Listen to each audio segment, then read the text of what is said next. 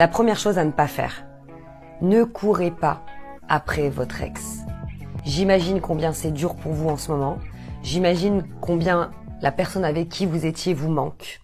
Et vous n'avez qu'une seule envie, c'est de la récupérer. Si vous inondez cette personne de messages, ou alors de présence, ou de demandes, croyez-moi que ça va être pire pour vous que ça ne l'est aujourd'hui. Vous allez vous sentir comme rejeté et vous ne saurez plus quoi faire pour pouvoir obtenir de l'amour de cette personne. Ce n'est pas la bonne solution. La deuxième chose, ne faites pas semblant d'aller bien. Même avec vous-même, vous avez le droit d'être mal. Vous avez le droit d'être fatigué. Vous êtes en train de vivre là un deuil amoureux. C'est pas rien. Prenez du temps pour pleurer. On a des larmes, c'est pas fait pour rien. Hein. Et même si vous êtes un homme, peu importe. Vous avez le droit de pleurer, vous aussi. Vous avez le droit aussi d'en parler autour de vous. Si vous êtes fatigué, prenez du temps pour vous. Peut-être que ça va durer plusieurs jours, peut-être plusieurs semaines. Mais si pour vous c'est nécessaire d'être dans votre canapé ou dans votre lit à pleurer toutes les larmes de votre corps, eh bien faites-le. Attention toutefois à ne pas tomber dans l'enfer de la culpabilité et de vous enfermer dans un mode de vie qui n'est pas le vôtre. Vous êtes en train de vivre des émotions compliquées. Ok. Ça, c'est ok. Pleurer, être mal pendant plusieurs jours, c'est ok. Seulement, il va falloir vous remettre sur pied. Et vous le savez, parce que la vie continue. C'est pour cette raison que vous devez vous prendre du temps pour vous reposer, pour pouvoir pleurer et accepter cette peine que vous avez en ce moment. Vous allez probablement, ou vous êtes probablement en ce moment en train de culpabiliser parce que vous vous dites « ouais mais j'aurais pu faire d'autres choses, j'ai pas été jusqu'au bout de la démarche, etc. » Pas de panique, on va voir ça après. Ok ? Maintenant, je vais vous dire un truc. Qui n'est pas maladroit en amour ? Qui ? Ne soyez pas un mauvais juge avec vous-même.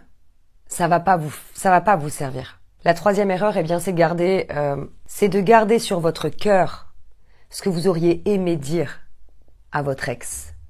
Si vous avez comme un goût amer, que vous regrettez, que vous vous dites « ouais mais j'aurais pu peut-être lui dire ça, j'aurais tellement aimé lui dire ça », c'est pas trop tard. Pourquoi c'est pas trop tard ? Vous pouvez tout à fait lui écrire une lettre. En lui écrivant les mots, déjà ça va vous soulager. Attention, cette lettre, à mon sens, doit être faite une fois que vous avez commencé à vous remettre sur pied. Le fait de lui exprimer, ce que vous n'avez pas pu lui dire, ça va vous faire du bien. Et surtout, ça va enfin soit vous aider à tourner la page, ou soit revoir votre ex pour avoir une conversation. Je vous invite il faut le ressentir. Moi, c'est quelque chose que je propose en coaching. Maintenant, il faut que vous le ressentiez. Moi, je suis derrière une caméra, donc je n'ai aucune idée de votre situation personnelle. Là, je parle des choses en général. Et vous pouvez terminer cette lettre par une phrase qui va justement vous permettre de tourner la page et de ne pas regretter. Vous pouvez écrire sur cette lettre « Écoute, je ne t'ai pas écrit pour que tu me réponde en retour, il me suffit d'un simple message de ta part pour savoir si je dois mettre un terme définitivement à notre relation. Et je te laisserai tranquille et je reprendrai le cours de ma vie.